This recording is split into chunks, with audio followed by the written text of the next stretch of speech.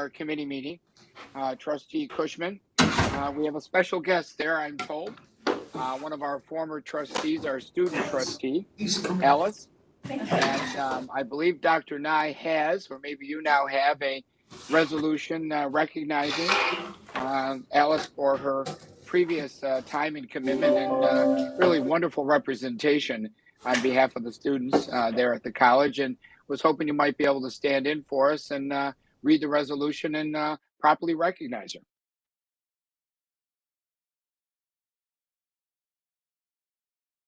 Trustee Cushman, can you hear me?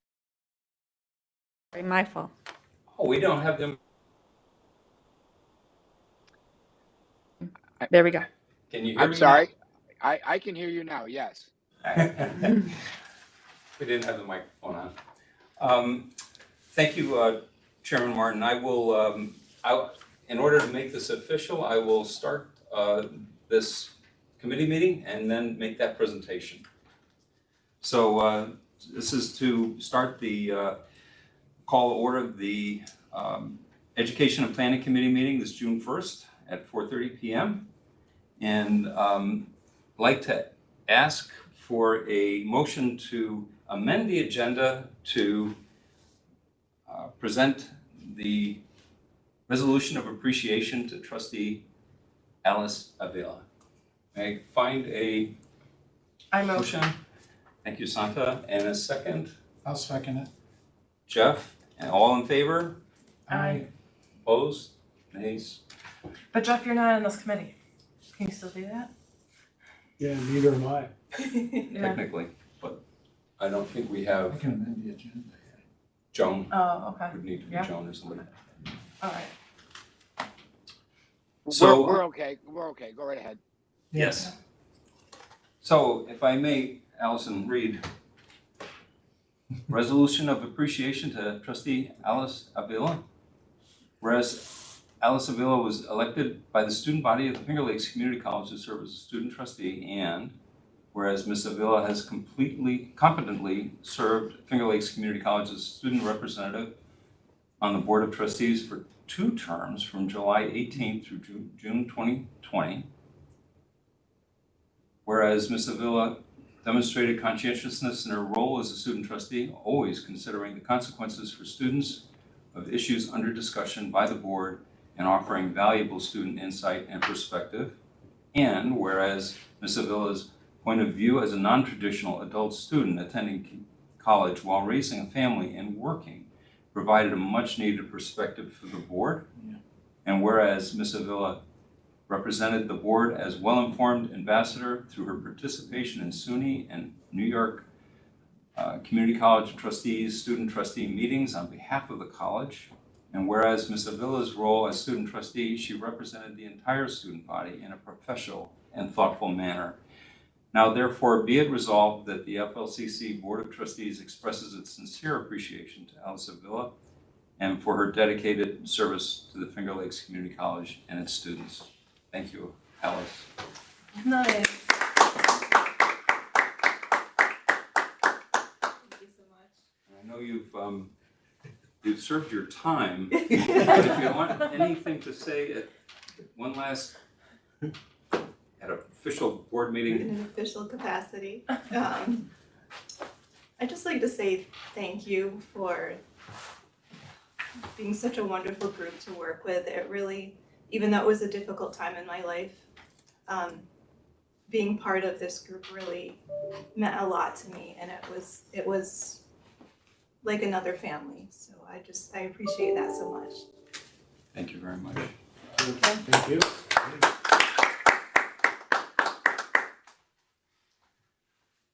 You can stay with us as long as you want. Let's start You know at how 30. painful this can be. So, first order, or our second order of business is to review the May 4th, 2020 minutes. Are there any changes, additions, corrections? Anything at all? Seeing none, we'll accept those. Move right on to an enrollment update from Dr. Abatis.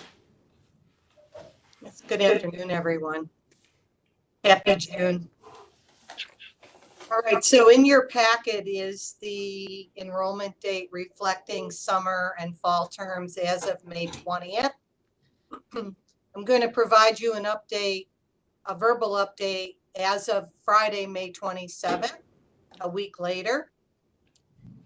So for summer 2022, just a reminder that there was a deregistration that occurred on May 20th following distribution of the summer weekly enrollment report. So as of the 27th, matriculated full and part-time headcount is up 15%, which is a decrease of 1% from the May 20th report. FTE is up 20.5%, which is an increase of 1%. Go figure. That's what counts, FTE. Non-matriculated full and part-time headcount is up 26%, which is a decrease of 11% from May 20th. FTE is up 32.7%, which is a decrease of 12.6% from May 20th. Dual enrollment full and part-time headcount is down 36%, which is no change from May 20th. And FTE is down 26.9%, again, no change from May 20th.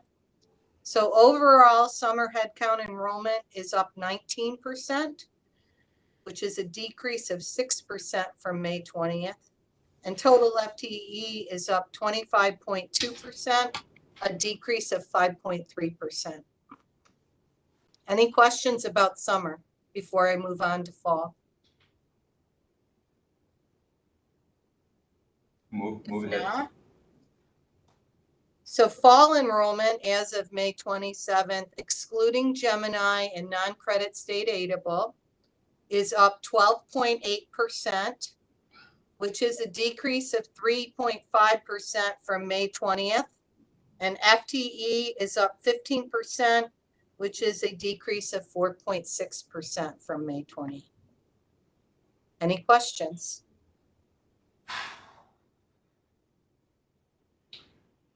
Thank you, Dr. Abetis. You're welcome. Thank you. Move on to the student success update from Ms. Whiffen. Yes, good evening. Thank you very much. I'm just going to share my screen here. One moment, please. Thanks.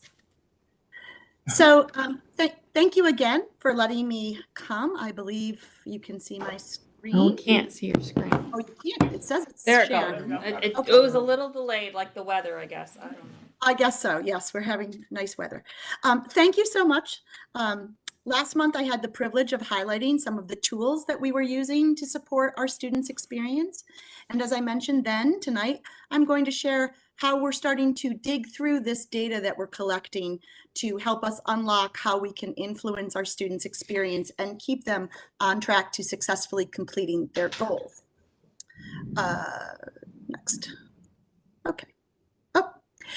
Before I go too much further, I just wanted to do a quick review of the tools that we have and a timeline that you could see pretty much every week during a student's first term with us. They're going to have some type of touch point, whether we're asking them for information through the chatbot or whether or not we're getting progress surveys that faculty and instructors are providing. We get a lot of information this way, and as you will remember, this was pretty much the first term where all of this kind of came together. And I wanted you to see on a timeline kind of how it all works, if you will. And just because we're getting a lot of data, sorry, clearly I'm having technical difficulties tonight. Clearly, because we're getting a lot of data doesn't mean we know what the data is telling us or we understand. And I wanted to share this particular visual because I think it represents an interesting way to look at data. Do you see a duck or do you see a rabbit? Because both of them are represented. And I think it's really important that you remember just because you get a piece of data doesn't mean that you're looking at it the correct way or it can't be interpreted a different way. And so with that knowledge, we are getting lots of data points that we need to figure out what do they mean and in what way are they influencing the student. And so I'm going to highlight for the remainder of this particular presentation 3 different pieces of data that we've collected and a little bit about what they're showing us. Just a note, the Starfish Progress Survey number 3 identifies a flag called Recommend Course Withdrawal. And this flag is designed to allow a student to withdraw from the class before the deadline, where they can give a W versus an F. And in almost all circumstances, the students are probably not going to successfully pass the class. 349 students, individual students, got 492 withdraw from the course flags. That should say withdraw from the course flags. I apologize for the typo. From 79 faculty and 168 unique classes. So that's telling us that some students got multiple withdraw flags.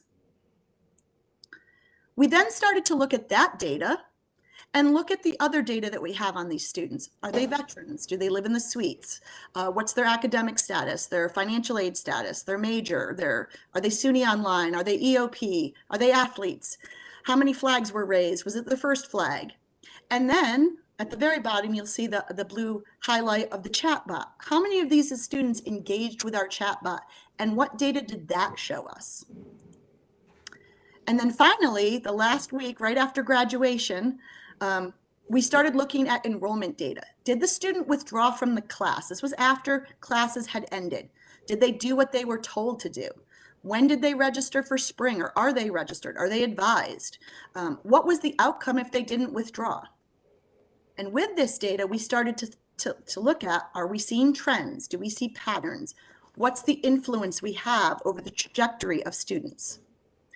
And so 2 pieces of data. First generation academic probation. Of those 349 students, 16% are first gen and on academic probation. 2 areas that we know are dangerous areas for students to return. They need to, they need extra support, if you will. 26 of them had chatbot data. They had engaged with different surveys in the chatbot. 29 of them had not. And you can see, really didn't make an influence in whether or not they withdrew from the class as they were told, nor if they withdrew from all of their coursework. Very similar. But now we see that the students who engaged with the chatbot are almost double advised and or registered for fall versus 4 who had not engaged with the chatbot. But I don't know exactly what that means. So now we have to start asking those questions. Questions like, well, the theory is that students that engage with our chatbot are more likely to perhaps take positive actions towards being retained. But now we have system questions we can ask. If students aren't acting on the information that they're getting, what can we do to influence that outcome or that adjustment? And we need more data, right? This is just 2 small data pieces. Also, who and how are we reaching out to these students, and what strategies would make the most impact? And I wanted to share this with you because I think it's really important that you see these are the types of questions that we are now really starting to dig into. How can we adjust our processes based on the data? What's the trend data that we're finding?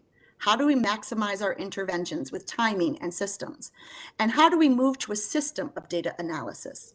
All of the information I just shared with you was done by pulling various data reports and layering them on top of one another. Very time intensive. And we're not sure what systems we have in place to capture that data and make it more electronic. But working with ACPI, we're definitely moving in that direction. But tonight was really just about sharing how are we digging through this data. And then I hope to share later on in the summer, what we really learned in the term and what we're going to adjust moving ahead in the spring. And with that, I'll take questions. Sarah, one question. When you say we, who's we? Well, That takes data. the AVP of Student Affairs and ACPI We have had the luxury of having some additional help with COVID funding to have some assistance in kind of data mining and layering some of that. And we've asked some other folks to help. So the chatbot data information we pull down, we get reports, but it's right now it's fallen mostly to ACPI and myself to kind of dig through that and come up with some of the questions and the information that we're gathering. More power to you. You know, COVID was winding down, so I needed something to do. That's right, that's right. Keep you off the streets. That's right. So it appears the chatbot is trending trending the way we would have expected that it's going to make a difference. Are there any actions that have been taken so far because of the data that you've gotten to date? Yeah, one action that we did is we realized we needed to have more what they call tags on students. So for example, SUNY Online students were using the chatbot. I can't say statistically yet at a higher rate, but we were seeing a lot of usage with the chatbot. But we didn't know they were SUNY Online students, so we were reaching out without that piece of data. And then we realized we needed a way to tag that. So when I quickly go into the chatbot and I see the number of students who might be at high risk during a campaign, I want to know how many of them are SUNY Online so that I can get that information over to the SUNY Online folks as well as our on-campus folks, because we need to talk to them differently. If they're living in Brooklyn, it's a little different when Jeanette Arup calls up and they say that they might not pass because they're dealing with a health or wellness issue than a student who lives over in the suites. And so we needed a way to kind of identify the SUNY Online students who aren't physically near us. And so we've learned some of those pieces. But we're starting to dig through some of that data. I can't tell you right now the registration of those individuals who were engaging with the chatbot versus not engaging with the chatbot and their registration or advisement rate. But early indicators look like students who were engaging were more likely to have been advised. So there is some information there, and we built a campaign around advisement. So we did that kind of on the fly, and we're starting to this summer really look at the campaigns we want to build for next year based on the data we got. Wonderful. Other questions for Ms. Whippen? I do. There's a lot of data to analyze. Is there any way to prioritize what you focus on? Maybe. That's something that Deborah and I are talking through and trying to figure out, where is the biggest bang for the buck right at the beginning. And so the first piece is laying out all of the data points that we have access to. And so we've just started doing that. And then from that, where can we automate that? So for example, I can pull off multiple usage reports from Starfish. I can pull off from the chatbot different areas that have the students' ID numbers, and I can pull from Timely Care the ID numbers of the students that use it, and then mirror that together and figure out what's happening. We just haven't had this much yet. So the first part is just kind of trying to categorize what is it we even have access to, and then what is it telling us in each of those reports. So that's the summer's project. Thank you. Mm-hmm. Other questions from the trustees? Sarah, thank you. Absolutely. We'll move on to, Sarah, don't go away. We have you and Cassie on the academic grievance policy, our first read. Or I'm sorry, the immunization. I got that backwards. Yeah. So the immunization policy obviously has a lot of adjustments to it based on versus what you looked at last fall and put into place. And everything is in response to the SUNY and the governor's mandate of boosters. We are moving away from fully immunized to the new language that the CDC is using related to up to date. And we are trying to make the document more fluid so that we don't have to come back every single time SUNY decides it wants us to apply perhaps another booster or something to that. So it's not exactly a new way of doing things. It's pretty much mirroring what we got to this spring, but it is different from what it looked like in the fall.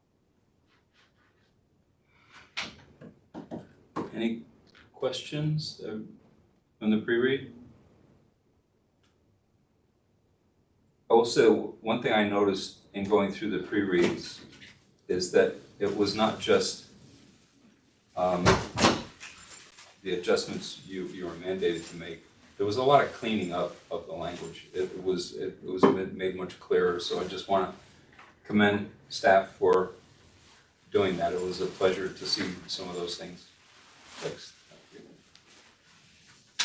On the academic grievance policy.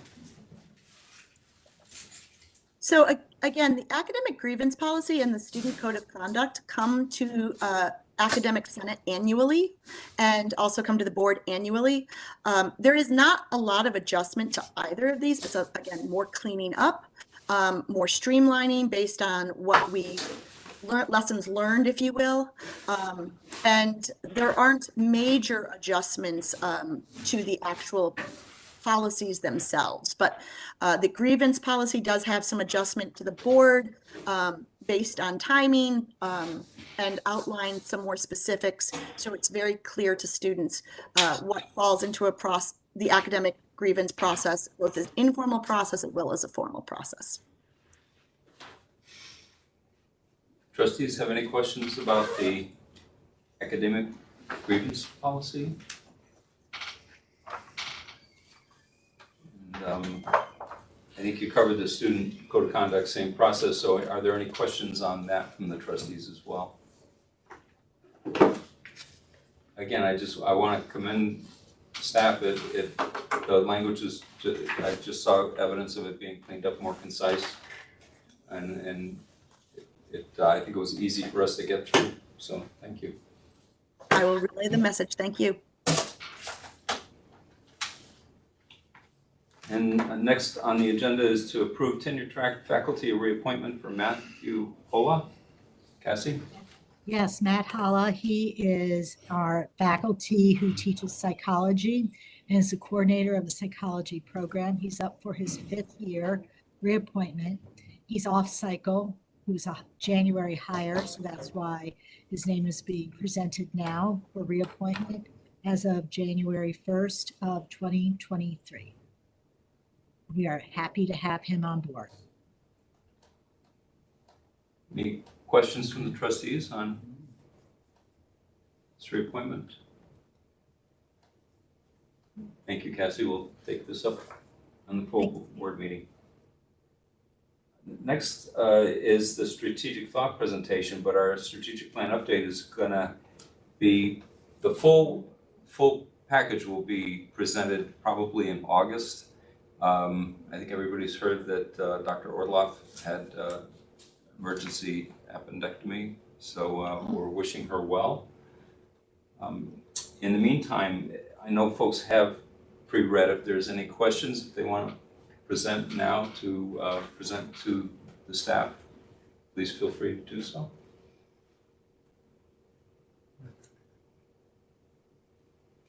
Hearing none. This may set a record, Dr. Nye, for education and It's a planning. good way to close out the year. After a 309-page reading assignment, Yeah. it's a joy. So I will take a motion to adjourn. So moved. Got, Second. And a second from, thank you, Donna. Now, all in favor of adjourning? Say aye. Aye. Aye. No abstention. Pass. Chairman Martin, to you.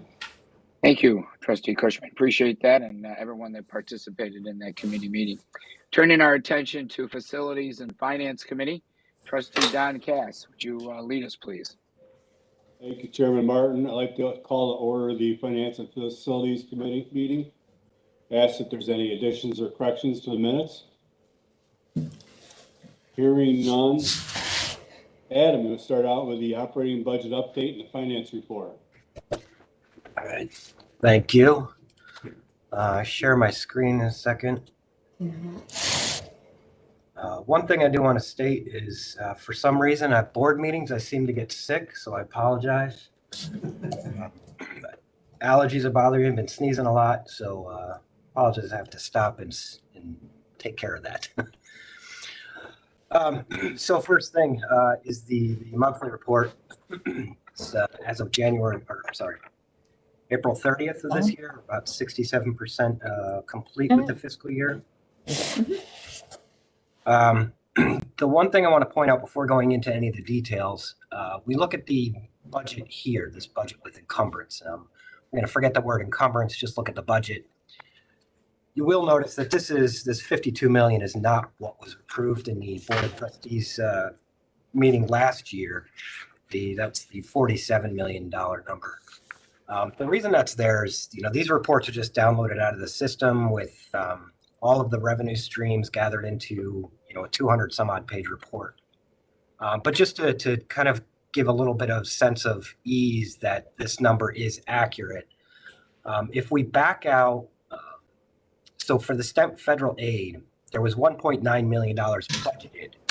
So if we backed out the rest of this, which is about $5.3 million, if we back that out of this 52 million, add in the applied fund balance, that gets you to the 47 million that was approved in last year's Board of Trustees meeting.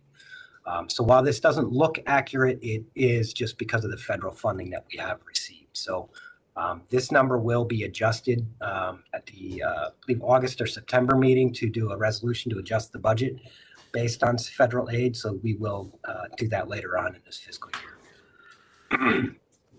So on the revenue side, year-to-date revenue is 44.1 million, about 85% of funds received.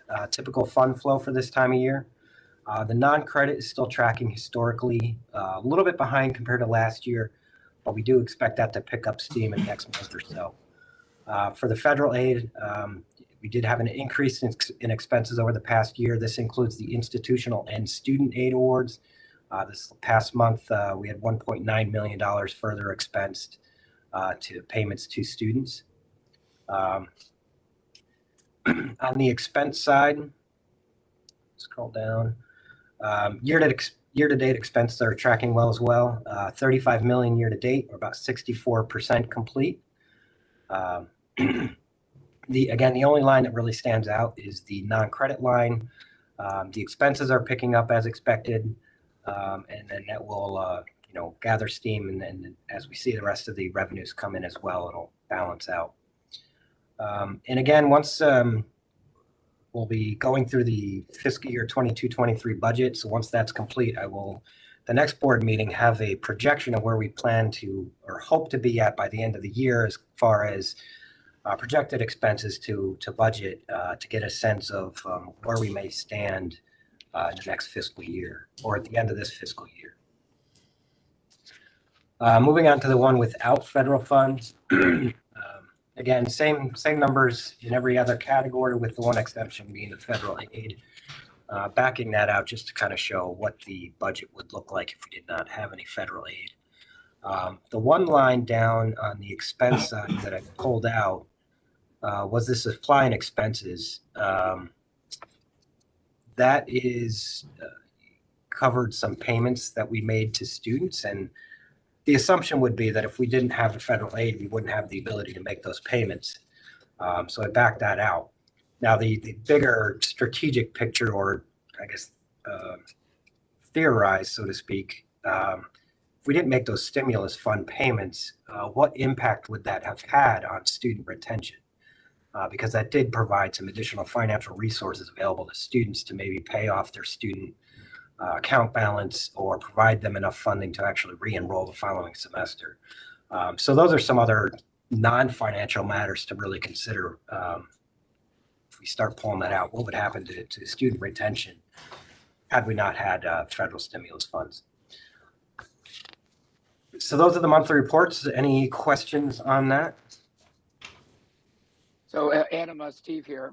I do have a question. You early on in your report talked about adjustments. If I'm not mistaken, our fiscal year ends August 31st. Yes, correct. So as a point of order, I believe that we as trustees would need to take on any changes to that budget at our August meeting. We could not wait. You mentioned September, but I don't know if we can go back in September. So we would certainly need, since there is no official scheduled meeting between now and August, we would need to address that in August. I just wanted to make sure we had some clarity there. Yeah, good point. Thank you. Thanks.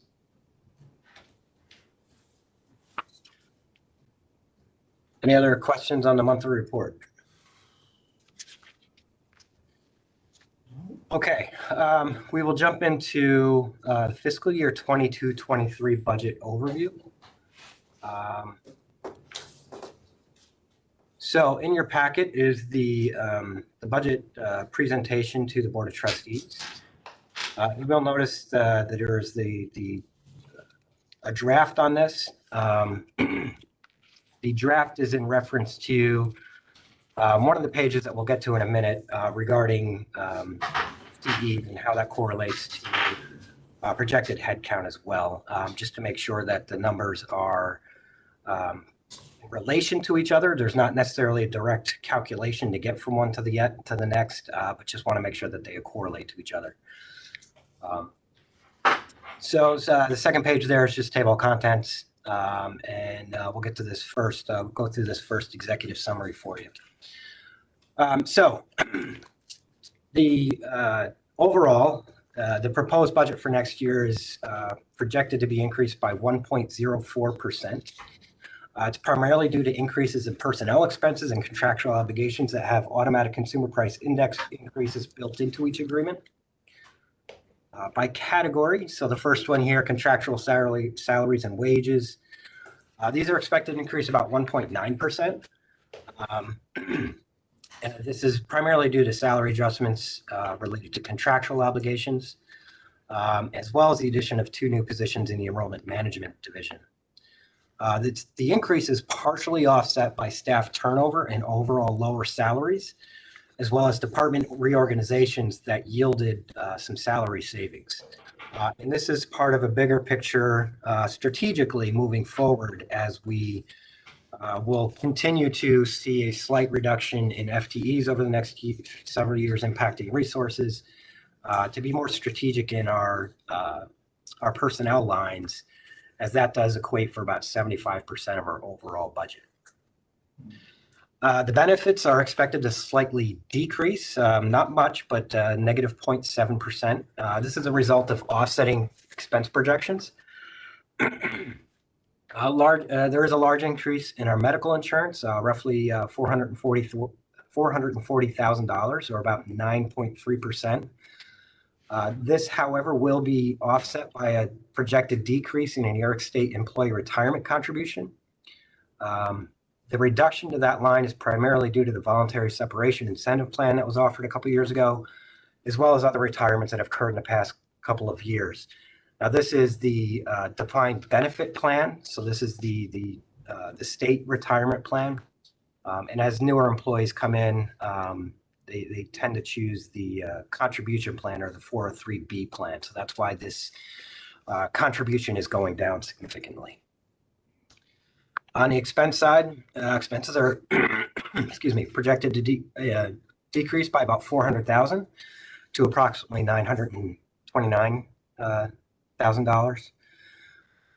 There has been, over the past couple of years, significant investment in equipment, especially the information technology area that was covered under stimulus funds. So that is the reason for this decrease from last year from this current fiscal year to next fiscal year. Just for some perspective, the equipment budget line in prior years, specifically if we go back to 18-19, was around $1 million. So I feel like looking back historically, these lines are getting more in line to where equipment lines had been in the past. And then we look at the contractual and supply expense lines. This is increasing approximately $487,000. Again, these are areas that have increases that are covered by service agreements that we've have to incorporate those increases yearly over into the budget. Some of these things include the lease payments, all of our software license agreements that we have. So another bigger item that increased was our nursing program. They had a $74,000 increase in expenses, but that's due to the expansion of our nursing program. So that's a correlation between expanding academic programs, but there's also a cost associated with that hopefully will be offset by more enrollment in those departments, those academic departments. Going down to the revenues side. Adam, before you go, just real quick, going back to the IT expenses, the way you just said that, so for instance, that increase for the IT software would include, for instance, the cost for the telemed program, correct? No, because that was paid for by stimulus funds. So it's kind of an in and out expense right now. Where that will come into play is in the coming years when we have to pay that with college's operational funds.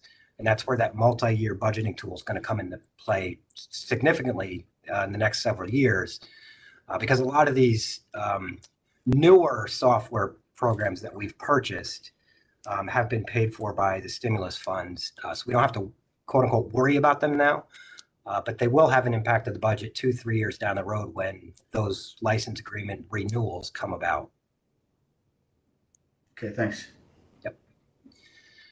On the revenue side, revenue for tuition and fees is expected to slightly increase. There's two factors behind this. The first one is the decrease in projected FTEs is going to be offset by a projected increase in tuition or proposed increase in tuition by 3%. The other increase is that part of the governor's budget stated that Excelsior tuition rates can increase and be set at 22-23 tuition rates. This is the first increase since fiscal year 16-17. So that was, now while the FTEs for Excelsior students are low, it does provide just enough offset to really kind of balance that tuition budget between this current fiscal year, next fiscal year with the decrease in FTEs. So about a $23,000 increase in overall, which is good considering the proposed decrease in FTEs. From state aid, the recently adopted state budget included base aid funding levels to be equal to the 2021-22 level, so 100% floor of that. So as a result, the state aid was budgeted at the same as it was this current fiscal year, $11.3 million. The federal stimulus revenue has been removed from the 22-23 budget as we hope to fully expense that out. And if we did include it in the budget, it would just be a zero-sum game as we were budget that money and just to expense it on something else. So it's a zero factor in this budget. Rental aid is to remain relatively flat. The estimated reimbursement rate is 41% for next fiscal year. The decrease is offset slightly by lease payments associated with contractual obligations. And then on revenue from chargeback, it's projected to increase about $1.1 million or 14%. Overall, our out-of-county FTEs are expected to reduce slightly, as with overall FTE numbers. However, the projected increase in operating expenses and reduced overall revenue, the chargeback rate is proportionately increased. So it's projected to go from $3,860 to $4,540 next fiscal year. And then this is just a breakout of the funding categories. From the revenue and the expense side, you can see the percentage of budget and then the percentage of change from 21-22. Obviously, the biggest operational revenue side, the chargebacks, 14%. Miscellaneous revenue is also going up, 21%. And that's there's a lot of one of the big ones for that is the non-credit income coming in, workforce development funds, and then some other miscellaneous increases as well. The appropriated fund balance usage is increasing almost double, or it is double from what is currently is this year, $927,000. The fund balance expected is $1.8 million for next year. It's about 3.9% of our budget. On the expense side, personnel services and employee benefits accounts for 75% of our budget. You can see the changes from this current fiscal year. Not a huge change in both personnel, which is good considering the contractual obligations we have in that category. You see the equipment went down 30%, and then contractual went up about 4.5%. Any questions on the executive summary before I move on? Donna? Adam, Yes. this is Donna. So my question is, what will that leave in the fund balance? Yeah, it's a good question. So the current fund balance now, there is a slide later on in the presentation that'll talk more specifically to the fund balance. There's some good and some, I don't want to say real bad, but the good news is our fund balance at the start of this current fiscal year was about $9.6 million. We will have some additions and subtractions to that based on one, federal stimulus funds, but also some matters related to our audit. My prediction is at the end of this current fiscal year, the fund balance will be around $10.6 to $10.8 million. So if we back out that 1.8 million, we're looking at a fund balance of roughly $9 million, give or take, which again, I think is fairly healthy. It's about 18 to 19% of our overall budget. And I think if you look at other institutions and what they suggest as a healthy fund balance against your budget, falls anywhere between 12 to 15% of your budget. So I think we're still very healthy in the fund balance area. And we do want to attribute that to federal stimulus funds. We were able to capture some lost revenue on that side. So that did help kind of support our fund balance moving forward. Thank you. Yep. So I had a question or a couple questions since we're on the fund balance. The 1.8, almost 1.9, headed towards 1.9 million that is referenced there. How are we mitigating that number to have that number come down, if you will, between now and the end of August? Yeah, it's a great question. So one of the easier ways to really kind of put this in a numbers perspective, this is a projected budget, so to speak. So when we look at, and I'll take the personnel services and employee benefits line as kind of my example. These are budgeted at levels that we are currently staffed at.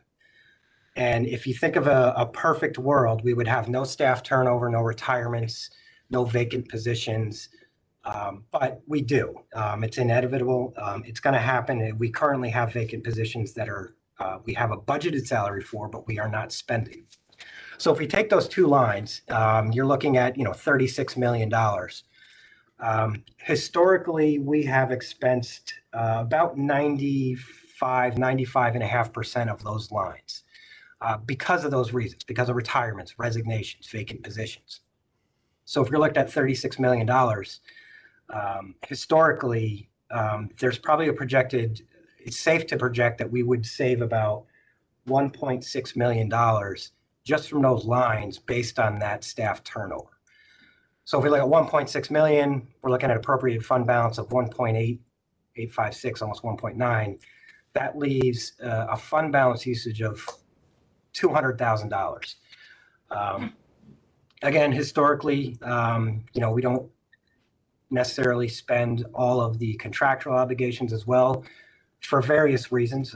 Those reasons can change year over year. But if we look at just that personnel line, there's really a good valid reason to believe that over the course of that year, about $1.6 million is going to be budgeted but not expensed due to that reason. So that's one of the bigger areas that we can, kind of mitigate that 1.8 million moving into the next fiscal year. Does that kind of help answer that question? It helps, yep. And I think even between now and our August meeting, I think it would be continue to be helpful if we got some of those updates from time to time, even if we're not meaningful as a board of trustees, so that we can continue to keep our eye on that. Yeah, absolutely. And I think this is going to play out from a leadership standpoint, strategically looking forward as well, when we talk about expensing funds in the next fiscal year and then moving on the out years as well. And what I can also provide at the next board meeting possibly is just kind of a higher level look, and maybe working with Michelle as well. How many vacant positions do we currently have now, and what does that average look like on a month-to-month basis, just to give the board a sense of what positions we have budgeted but we currently really aren't expensing on. Okay. My next question actually does involve Michelle or yourself, and that's with regard to the 22-23 budget year.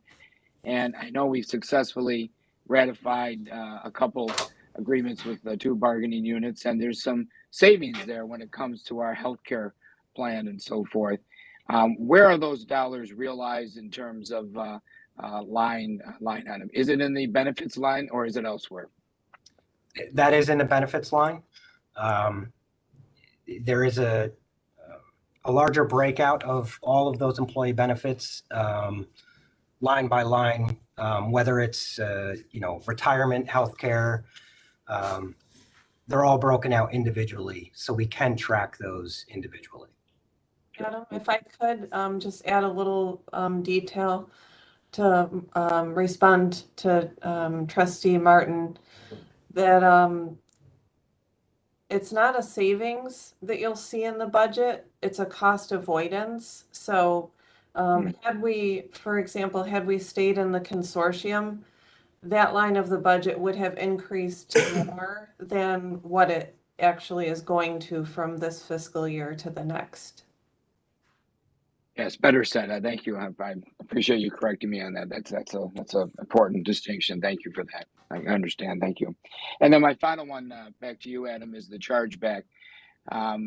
Looking at your numbers of 3860 suggested next year going to 4540. That represents about a 17% increase that we would be charging other counties other than Ontario for students that come from those counties. Don't need it now, but I think the trustees might benefit from understanding historically what those percentage increases have been, and or even real dollars. Those are some challenging conversations to have with some of our neighboring counties from time to time, knowing that in fact that increase is that substantial. So I realize it's a formula, I understand all of that, but to at least be armed with that information, I think would be helpful. Yeah, no, that's a great question. There is a slide later in this presentation that kind of shows a 5-year trend of chargebacks. Okay. So you'll kind of see that a little bit more. Okay, great. That's all I had. Thanks. Yep. Next slide here, key revenue assumptions. And so there's some numbers in here: 2021 actual enrollment, 21-22 budgeted, 3634. 21-22 revised projections of 3552, decrease of 2.3% from the original projection. And then 22-23 budget assumption, it's 3,533 FTEs, or a decrease of negative 0.5% of the revised enrollment projections of 3552. It's a 19 FTE decrease. Not a huge number, but a little perspective on how this number is devised. There are primarily three numbers that, three groups of students that make this up. One is our traditional credit-bearing, degree-seeking students.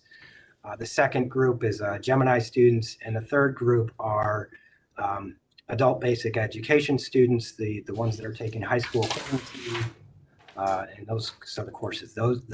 That final group are state aidable, non-credit bearing students.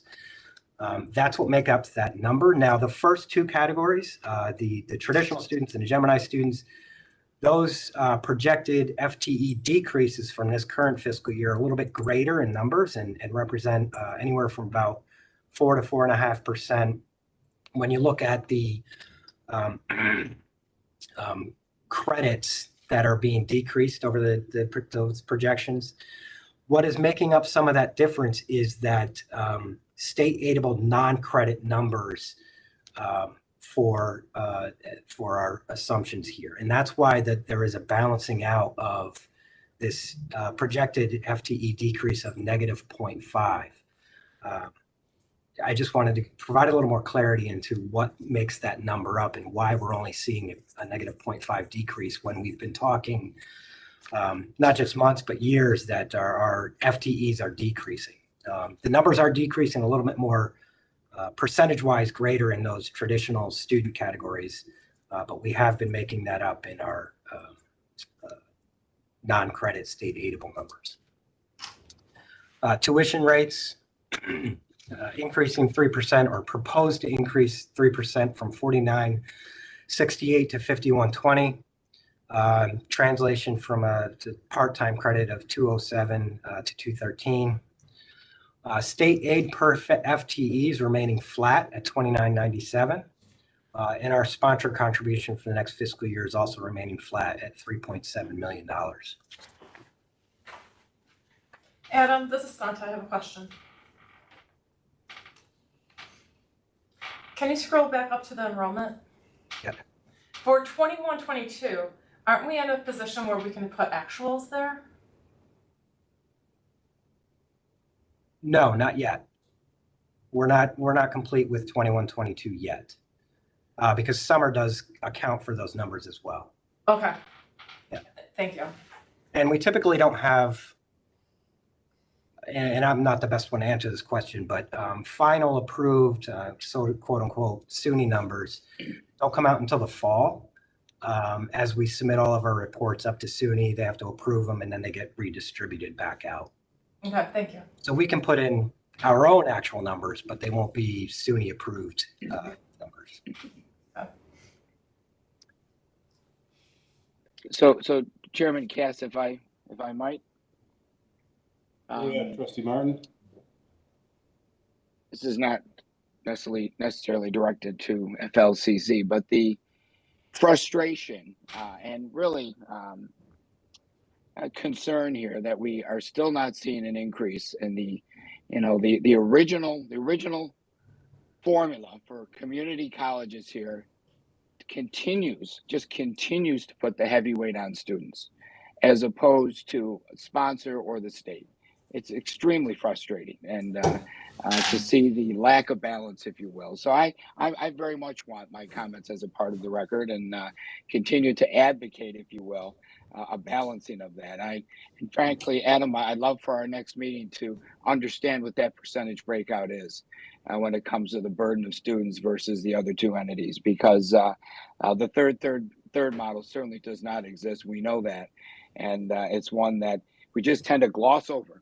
All of a sudden we're on to the next fiscal year, and the burden continues with the student. It's just extremely frustrating. And for those of us that have been at it for a long time, we just continue to see that escalate. So there it is. Thanks for letting me get on my soapbox. Appreciate it.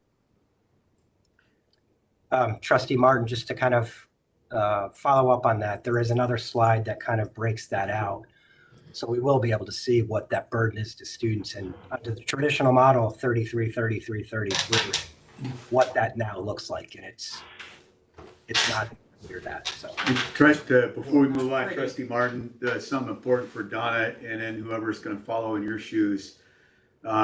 We need to really start thinking and working with NYCCT in August, not October or November, for what our position we need to really start working our legislators. And I've been thinking about it after looking at part of this budget, and I realized that we all high-fived sort of that we got a floor. But the floor doesn't account for the last 2 years or year and a half of inflation and what's occurring and what's going on. And so I think we have to look at it even differently next year and how we really want to get that to the right people in the future. And quite frankly, when we high-fived, we've got a floor. They gave us the floor last year. If they'd given us the floor, and we did very well in the first year of COVID, if they had given us a 1920 instead of 2021, we would have, or 21-22, if it had been, Adam, what is it, 2021? Yeah, 2021, if they'd given us that, it was a difference of $660,000 just for us. And we had one of the best enrollments in the state. So I just want to highlight, we as a board are going to have to think more clearly how we want to start energizing. Thanks. Sorry, Adam. Okay.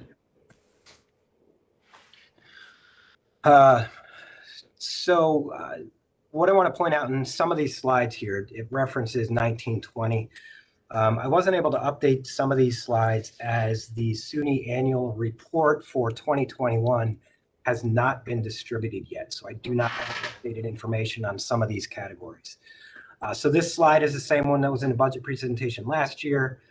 We just wanted to keep the consistency of the budget book the same. And once we get updated data from SUNY, I can certainly send out this information so that we have updated information in our packets. But this shows a 10-year trend in FTE enrollment. FLCC, if I can zoom out a little bit just to kind of show where we stand overall in that trend. In the bottom third, so to speak, I guess. And we expect that the updated numbers to kind of reflect the same. This is just in a chart. If we look at this last one here, we see, so 35, 33, these are the total FTEs that are projected for the budget. If we break that down into those, the categories I earlier mentioned, the first one here, the red bar, 3316, this is the traditional and Gemini students, and then the 217 number here represents those non-credit state aidable. And you can see there was a pretty significant increase, 128 to 217 FTE for next fiscal year. The next slide here, share of net operating support. So this kind of alludes to what Trustee Martin was talking about earlier. And this is revenue generated from either students, state, or local. The one thing I do want to point out on this is the local is a little bit misleading because it does include 3 categories.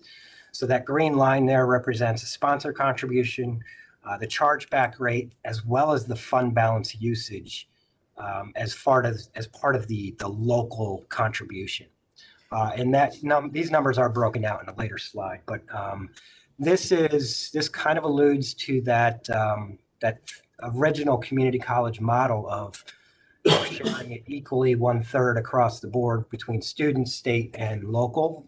And you can see here students contributing the most towards their education at 42%. And that's what we need to hopefully work on, getting that blue line down, the state line up, and kind of moving that green line from a local sponsor share more in the direction of the equal sharing. So visually, we can see that burden is on the students, and we need to work on that. Next slide here, again, this tuition for 2021.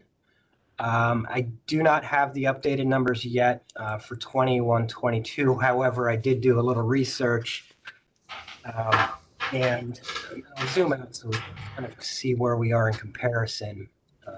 Apologize if that's too small. If it is, just let me know. We are down in the bottom third as far as tuition for throughout all the community colleges. And again, this is 2021. So we 21-22 for us, our tuition is set at $49.68. Of all the community colleges for 21-22, 1, 2, 3, 4, 5, 6, 7, 8 community colleges increased tuition for 21-22. So if we were to kind of redistribute based on that, we would come in right here just under Columbia Green for this current fiscal year.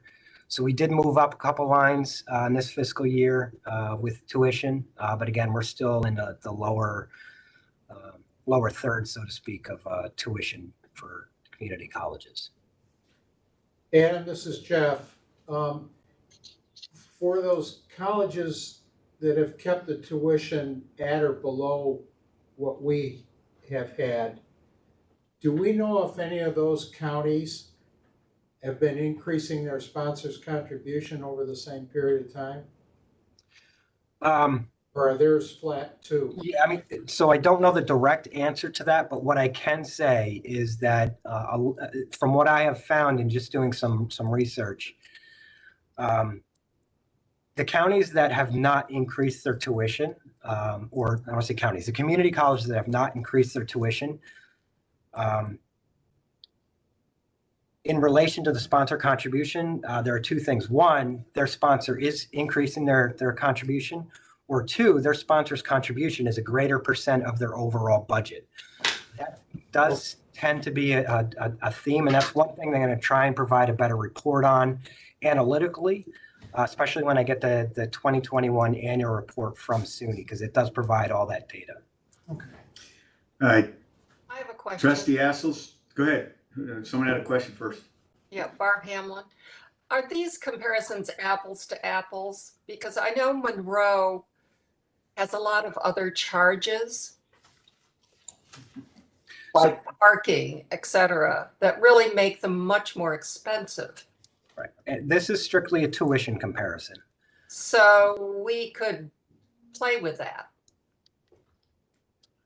Yeah, yes, we could, on standard fees, there's a few of them we could look at. For instance, I know that both are, for MCC, both of our student fee and our IT fees are much lower than MCC's. Yep. And then Trustee Assels, to answer your question, that part of that came from a discussion with my fellow Western New York College presidents this morning. And for Trustee Assels, MCC had a $500,000 increase to their sponsorship contribution last year. They're asking for an additional $500,000 this year, and the county and the legislature are considering providing even more for this year. As one data point of the 30 colleges, or 29. If I may, Carol Urbatus, what percentage of our students are aid eligible, Pell otherwise? In other words, in poverty?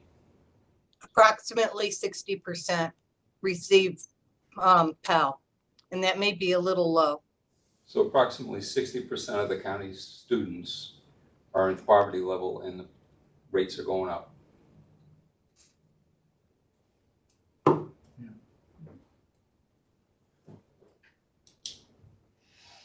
So I guess I have one as well, maybe for our Provost Gassy, or for the President Nye here. What prohibits a student that might be doing a complete virtual opportunity and getting their coursework going straight to the bottom, to Dutchess as an example, and doing their virtual at that particular tuition rate versus Nassau? Could they not apply to wherever? That's a good question. You're right, they could. I'd like to think that, number one, our degrees that we offer online are attractive, the service that we provide for them. But you're absolutely correct. They could go to another county or another community college and go to school there. And of course, the quality of our teaching, the quality of our staff and so Absolutely. forth contributes into Yes. that as well. Yes. So, but someone's looking at straight dollars. There's certainly quite a disparity there. Yes, absolutely. Thanks. Any other questions before we go back to Adam? Okay, Adam. Next chart here, again, it's old data 1920, same as last year's packet. I will be updating this once I get 2021. This is chargeback rates. And I think this is a really good one to kind of focus on when we talk about increasing our chargebacks to, $4,540. We are still fairly low on that list in comparison to other community colleges and what they charge other counties. And I don't expect this ranking, so to speak, or the descending order here to change much. I kind of disregard FIT. That's not your typical community college. But if you look at some of these other chargeback rates, they're a lot higher than what we are doing. It doesn't make what we are proposing, necessarily right or justifiable. We have our own reasons for doing that, but just in comparison across all SUNY community colleges, some of these rates are pretty high. And, so it's an interesting one to do. And as we look at what the chargeback rate is for us, there is a level of analysis that I would like to do to really kind of see what that impact is for our students and how we compare to other community colleges when it comes to chargeback rates.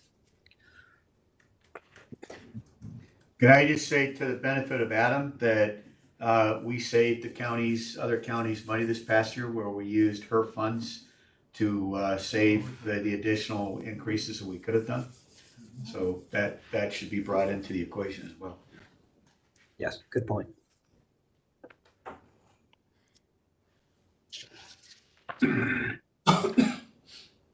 This is just a kind of a pie chart of operating revenue sources and the breakout. So it shows, tuition and fees, just over 40% of our budget, state aid 25%, sponsor contribution 7.7%.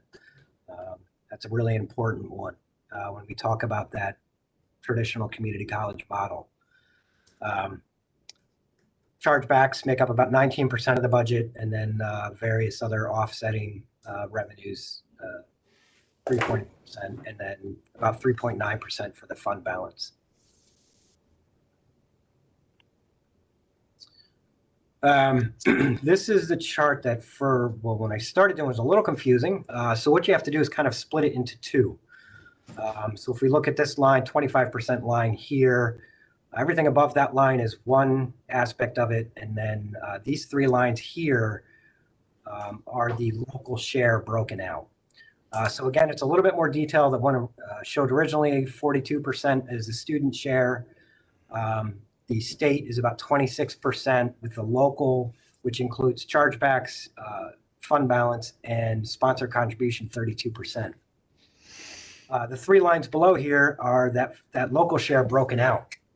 So the chargebacks here in the orange represents about 20% of our budget. Local share, 8%, and then fund balance about 4%. So here's that local line and kind of how the percentage of our budget compared to the past 4 fiscal years. I would say relatively flat. This current fiscal year, it dipped down to about 17.5%, but it has hovered around the 20% range for the past 4 fiscal years. So even though the rate is considerably different, the impact to the overall budget from a percentage standpoint is fairly consistent. So Adam, I just make sure I understand what you've presented to us here. Of the 32%, what you characterize as local share, the roughly 20%, 19.9% are dollars that flow back to us for students who reside in other counties other than Ontario. That is correct, yes. Okay, 4% fund balance I get. So which means our sponsor county contributes 8%. Correct. Okay, thank you. Yep. Just just an observation, since we were talking, Chairman Martin was talking earlier about the fact that we seem to always put the burden on tuition. But if I'm looking at that chart, if this, forget the formula for the moment. If the state simply matched what the local share was, we could control the tuition increases better than we are. Mhm. So, and the state, quite frankly, could do that college by college. So they, if I'm looking at that chart right, our local share in 22-23 is 32% and the state's is 26. If they simply increase that 6% to get it up to 32, we could make the difference on the tuition and still be financially even. And Trustee Hassels, I see it slightly differently. I think we're fortunate percent of our revenue comes from outside of the county because students happen to live elsewhere and they view FLCC as a destination and our recruiting efforts, if you will. If we didn't have that, the reliance would even be heavier on the student. So I see that just with a different lens. There are a lot of talking points for advocacy. But this is, and Rob, I'm sure you can back this up based on your conversations with the other presidents. The numbers may change slightly, but the lines are about the same for most of the community colleges across the state. That's correct. Okay. And the only thing I want to add is that getting us to zero is not what we should be aiming at, because we have greater need for counseling and support services for the students that we're receiving as the demographics change and as we get into more robust pathways type programs, which will have a return on state and local investment for sure.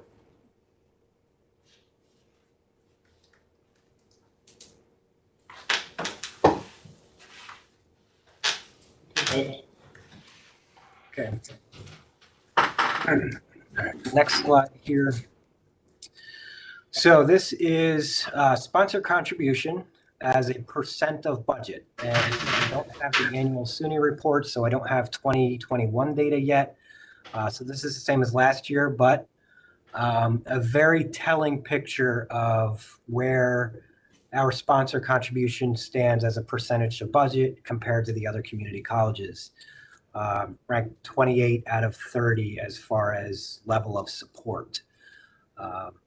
So this is the area we need to work on and hopefully, build that relationship and get a greater sponsor contribution moving forward. Yeah, a parallel chart to this, and I would assume that maybe the SUNY could provide the data, is to see what the sponsor's contribution is as a percentage of the sponsor's budget, as well as ours, because that 3.7 million on the Ontario County budget is a drop in the bucket. I don't know, Rich, I'm guessing the county budget's 200 some odd $million. 220. So, the sponsor's contribution as a percentage of $220 million is like point something. 1.7%. Okay. But that's a great point. Yeah, excellent. Yeah. And it would be interesting then to see how the rankings change. Yep. Where they flip-flop. Yeah. And that data, whether it's available at SUNY or not, should be readily, it'll take some time to research because all they have to do is go onto county websites and see what their budget is and then tie that back to what they're contributing. So it's something that can easily be done. Well, even if you've got the 1920 data here, we certainly know what the county budgets were in 1920. they're already Right. done and finished. So even that comparison, Trustee Right. Assos brings up a brilliant idea. Yep. No, that's something I can work on, and I'll provide that data at a future date. It's great point.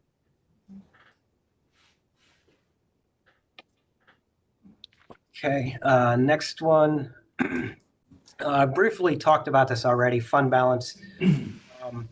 One thing I want to point out in this 5.8 million, I believe as I'm going through this whole, worksheet, I believe this number is not correct. I think what this is supposed to represent, this was the estimated fund balance close at the beginning of the fiscal year last year. Was put in the sheets. Going through this data, I realized that number is something that I probably have to update because that number should represent the fund balance at August 31st of the previous year. So what this means is this is the fund balance going into 2021. I'm sorry, the fund balance going into 21-22, which would be that $9.6 million that I referenced earlier as our fund balance for the beginning of the fiscal year. So that the chart, I believe, would change slightly. This would be, a little bit higher. So that change from this current fiscal year to next fiscal or to 22-23 is not as significant. But that doesn't change the data here at the end. And this is, how I got to that 10.6 million. We look at the 9.6, we have lost revenue captured from federal stimulus funds, some other reimbursable expenses based on federal stimulus funds, which brings that 9.6 at the beginning of the fiscal year up to roughly anywhere, 12 million or so. We still have to capture that and draw that down from the federal government, the G5 account. But then we have some potential impacts to the fund balance based on our audit, which we are still working on. So worst case scenario, we would take what is projected to be a $1.3 million hit to the fund balance. Again, worst case, we don't see that panning out as where we currently stand. But that would put our projected fund balance at the beginning of next fiscal year at about $10.6 million. In the budget, it's estimated at $1.8 million, which we alluded to earlier. So that leaves our fund balance going into next fiscal year at $8.7 million. Which again is fairly healthy considering the overall budget, but something that we don't want to see as a sustainable budgeting model moving forward in utilizing the fund balance. And again, that all ties back to those funding streams and how do we improve those as well. Any more questions on fund balance? I do. This is Santa Abraham. Should we ever have a surplus, would the surplus go into the fund balance? Yes, it does. It ties into the fund balance, correct. Yeah, okay. That's optimistic thinking. I said, should it ever happen? But Not when it happens. But essentially, when Adam was talking about the fact that we spend 96% of our budget, Mhm. and that 3-4%. Yeah, would go in there. It's not back in the fund balance. Yeah. So, and just for numbers' sake, so to speak, so this 8.7 projected fund balance, if we were to use the 1.8, that still represents about 18% of the projected budget for next fiscal year, which again is fairly healthy considering, in my viewpoint, anywhere from 12 to 15 being a healthy fund balance moving forward. And what, a lot of people are going to ask, well, what are you using those funds for?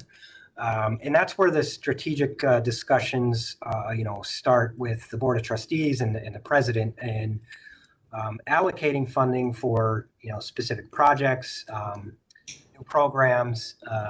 But to just sit here and say, well, we have a reserve of, $8.7 million, it's not a rainy day fund. We don't want to look at it as that.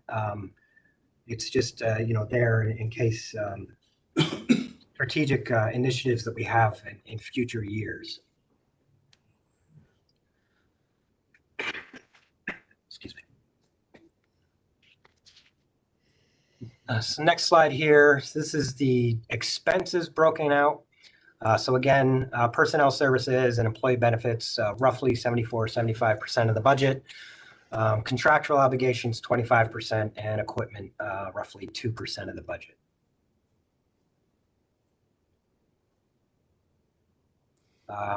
This is operating cost per FTE compared to SUNY. Again, this is old data from 1920.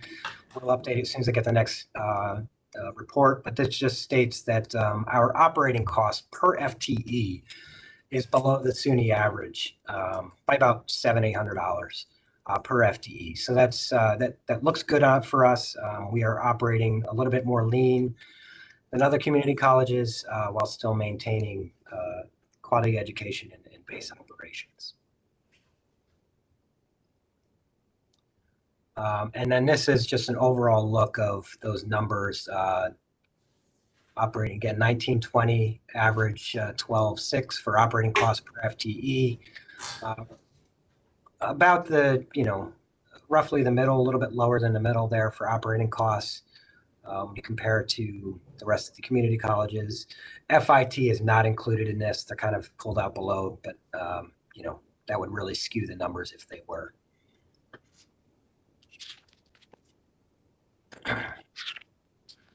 And then the following pages here are just the 2023 proposed budget broken out by department and what areas fall underneath those numbers. The rest is just sort of informational. This one here is kind of where we look at, again, just very high level projections, 23, 24, 24, 25. Really, it's a kind of a 2.5% increase over current projected year operations, mainly due to contractual obligations, again, personnel costs, and FTE projections moving out in the out years.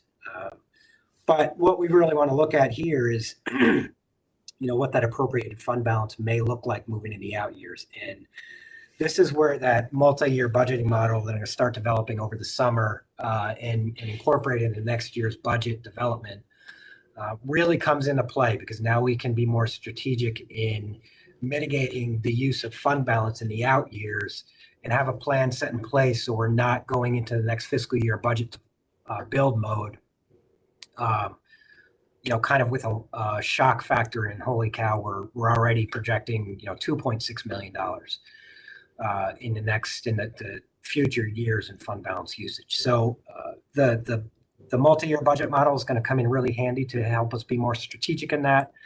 And we're going to start looking at those out years a little bit more closely so that we can be better prepared in the future years when it comes to developing our budgets.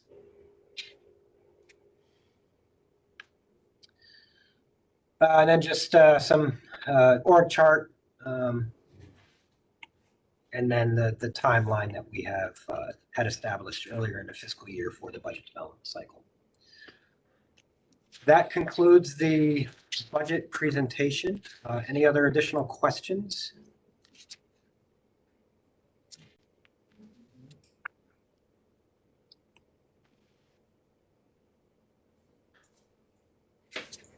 You can move on, Adam. Student services fee. Yes, so in your packet is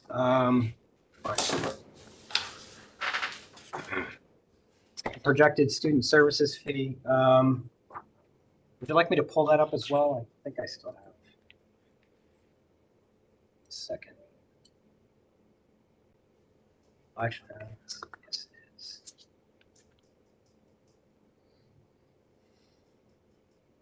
Yeah, just give me a second to share again.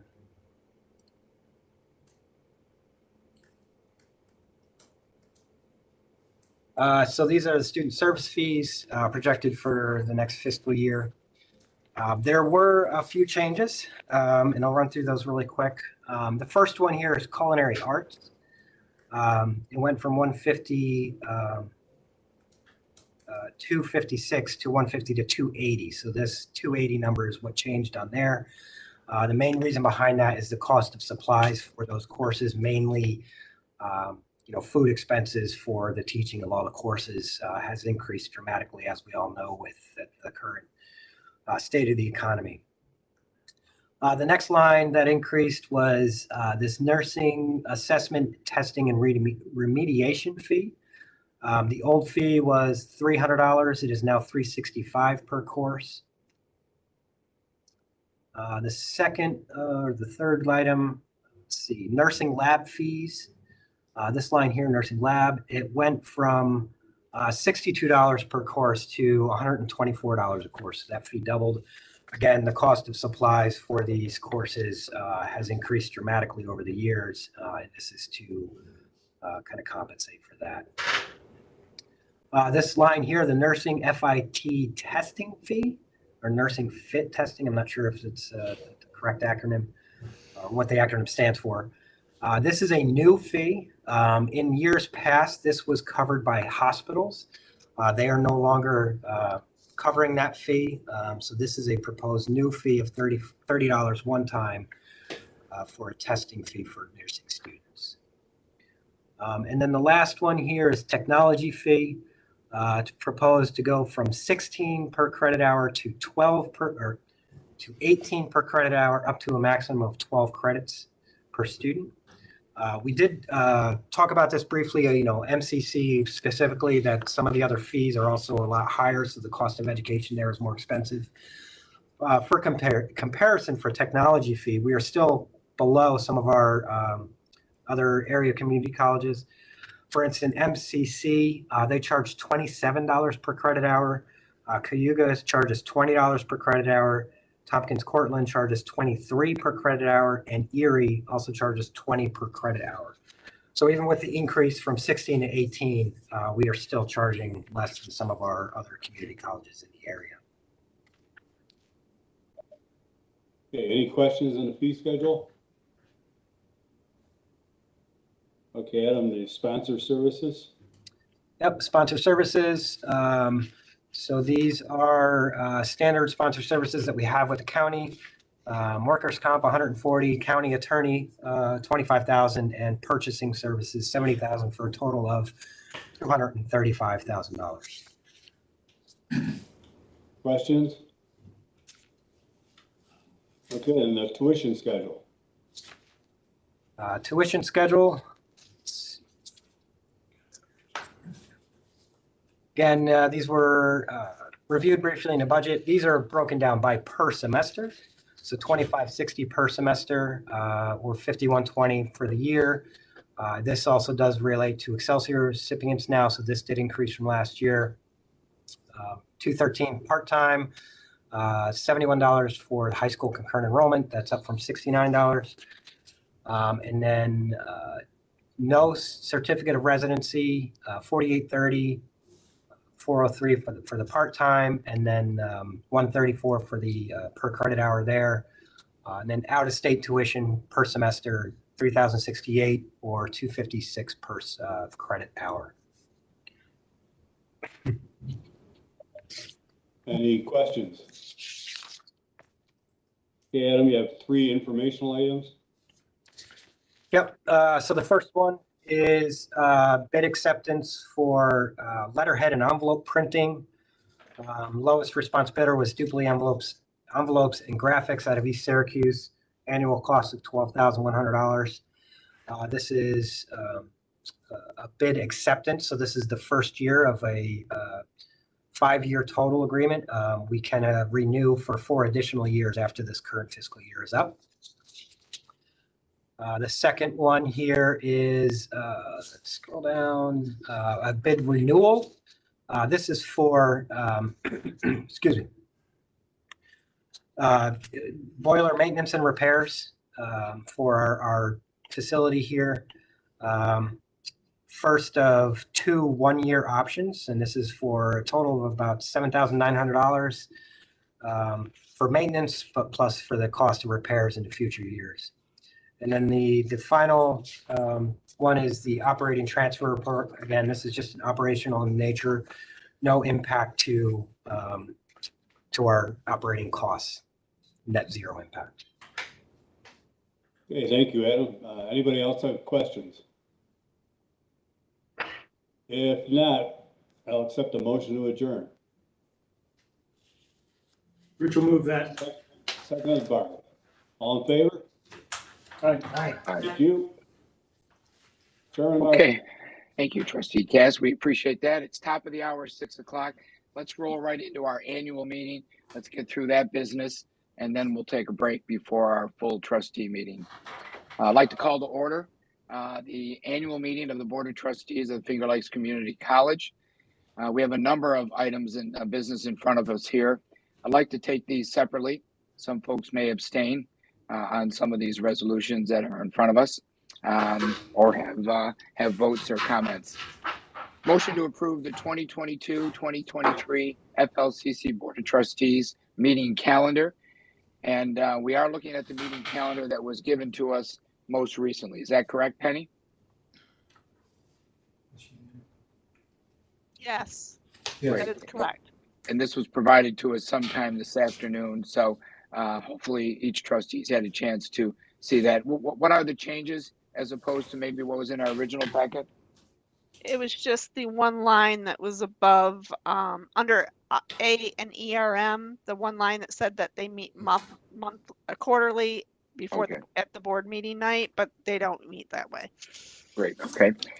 All right. So we get this on the table. Please, a motion and a second for approval of the meeting calendar forthcoming year. Please, a motion. Steve, this is Joan. I move we approve. I'll the second. calendar. Thank you, Joan. Hamlin, I second. Thank you, Barb. Any comments or questions with regard to the calendar? Hearing, seeing none. All those in favor, please signify by saying aye. Aye. Opposed, abstentions carried. Appointing us the trustees for the upcoming 22-23 year. You have the slate straight there in front of you. Trustee Geis as our chair. Trustee Cass as our vice chair. And Trustee Rich as our board secretary. Rich Russell. Any questions or comments? Before we get to questions or comments, please, a motion and a second to get that on the floor. I'll move it. Thank you, Jeff. And a second, please. Second. Great.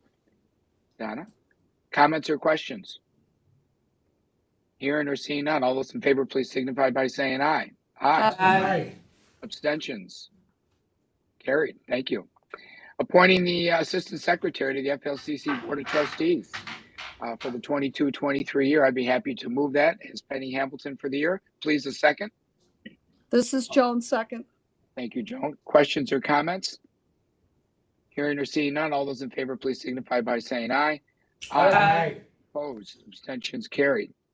Official newspapers for the upcoming year 22-23 that are designated by FLCC.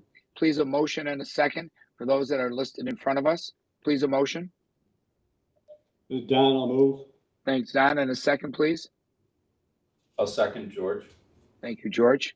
Comments or questions with regard to our local papers? Hearing or seeing none, all those in favor, please signify by saying aye. Aye. Opposed? Abstentions carried. Resolution to designate the 22-23 FLCC official depositories. And you can see the financial institutions listed there. I will abstain for the obvious reason that I'm employed by one of those listed. But please, a motion and a second. Please, a motion for approval. Rich will move it. Thanks, Rich. And a second. I'll second. Thank Donna. you. That was Donna. Questions or comments? Hearing or seeing none, all those in favor, please signify by saying aye.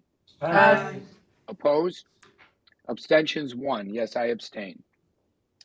Resolution to approve reimbursement of necessary expenses incurred by members of the FLCC Board of Trustees for the forthcoming year. Please, a motion and a second. Let's get this on the table. A motion, please. This is Don, Santa. I'll move. Thanks, Don, and a second by Santa. Thank you very much.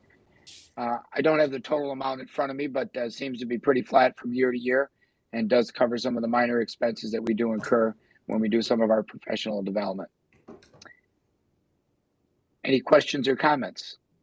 Hearing or seeing none, all those in favor, please signify by saying aye. Aye. Opposed? Abstentions carried. Penny, what else have we missed for our annual meeting that we need to talk about or cover during this portion? That covers everything. Steve, I think you could become an auctioneer. No, thank you. I got a little mumble jumble on a few of those, but thanks for your patience. I appreciate it. Please a motion and a second to adjourn this portion of our annual meeting. Please a motion. This is Joan. I so move. Thank you, Joan, and a second, please. I'll second, Jeff. Thank you, Jeff. Okay, all in favor? Aye. 6:05. Let's take a 25-minute break. I know that's a little longer, but we do anticipate 6:45. And our last agenda here is when we think we'll start, but we'll begin at 6:30. Let's take a 25-minute break and plan to adjourn at 6:30. Thank you all.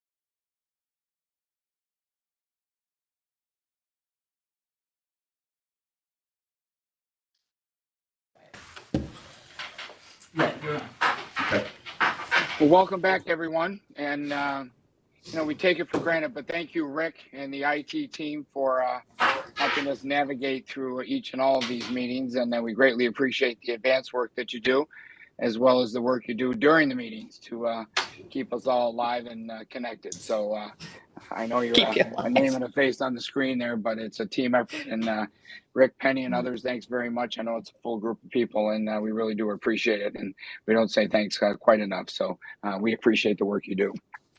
Hey, Trustee Martin, just to make sure we got Cheryl over here too. You can't see her in the scene, but she's sitting here making sure that everything's right too. Thank you, about Cheryl. ready to leave. I'm going to the concert. Oh, good. Enjoy what? Kraus, right? Cheryl Kraus. Ooh la la. Looks like the thunderstorms passed. We're going to call to order the Wednesday, June 1st, 2022 meeting of the Board of Trustees of Finger Lakes Community College. And welcome to everyone. This is our public and community comment portion of the meeting, and we, the Board of Trustees, value the input from the members of our college community. We encourage your participation, and we welcome the opportunity to hear from you at these public sessions. We ask that if you do speak, please identify yourself, and we're happy to provide up to 5 minutes for any comments that you might have.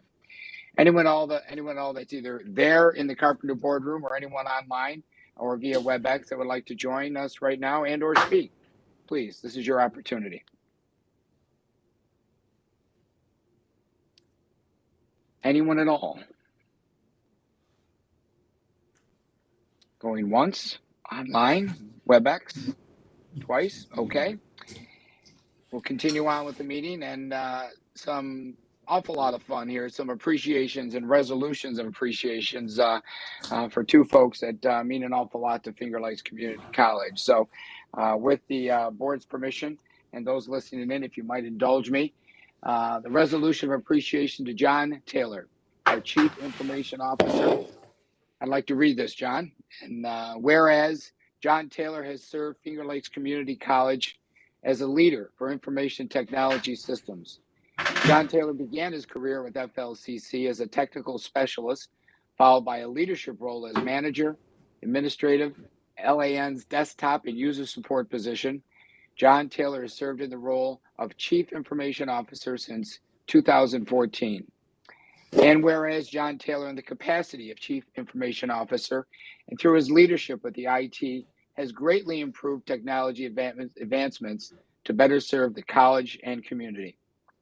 And whereas John Taylor, in his role as Chief Information Officer, has always been exceptionally supportive of the faculty, staff, and students in providing technology solutions to meet the needs of everyone involved.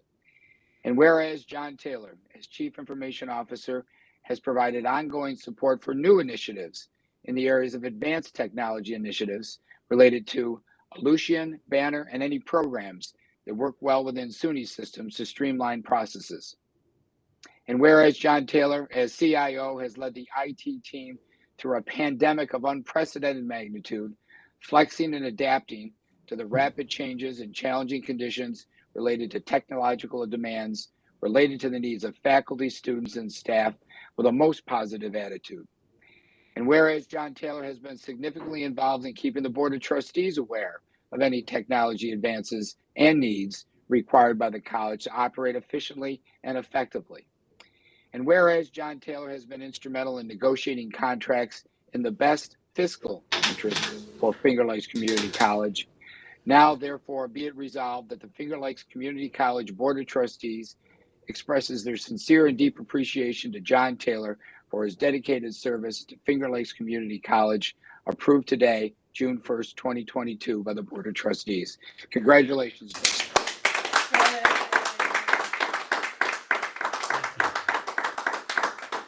Thank you so much. That's, if I might, Chairman Martin. Please do. Yes, the floor is yours and there's no time limit. All right. You don't know what you're saying. Oh, yes, I do. Please enlighten us. But I just want to express my heartfelt appreciation for this resolution and for the recognition, and to say that I can't think of a better place or a better way to have had a career for the better part of my working life. When you think of it, we're improving student lives in ways that are incredibly significant. And what a joy it's been to work in partnership with everyone, to leverage technology to do that. So thank you all. It's indeed been an honor and a privilege to work alongside of all of you while we continue to invent a better future together for our students and for ourselves. Thank you, everyone. Thank you, John. Thank you very much. And we know today is not your last day. You're still going to be with us for a little while. Lucky us. But please don't be a stranger. We look forward to reconnecting with you and the time you have here on campus, as well as future dates, and as we look forward. So thanks again, and remain well, and Godspeed. Thank you very much. We'd like to move on to our student trustee, Sophie Partial, and read the resolution of appreciation for Sophie. Whereas Sophie Partial was elected by the student body of Finger Lakes Community College to serve as student trustee. And whereas Sophie Partial has competently served FLCC as the student representative on the Board of Trustees from October 2021 through June of 2022. And whereas Sophie Partial demonstrated conscientiousness in her role as student trustee, always considering the consequences for students related to issues under discussion by the Board of Trustees, and offering valuable student insight and perspective. And whereas Sophie Partial represented the Board of Trustees as a well-informed ambassador through her participation at the SUNY and NYCCT student trustee meetings on behalf of the college. And whereas in her role as student trustee, Sophie Partial represented the entire student body in a most professional and thoughtful manner. Now, therefore, be it resolved that the Finger Lakes Board of Trustees expresses its sincere appreciation to Sophie Partial for her dedicated service to Finger Lakes Community College and the students attending Finger Lakes Community College. Approved today, June 1st, 2022, by the Board of Trustees. Congratulations, Sophie.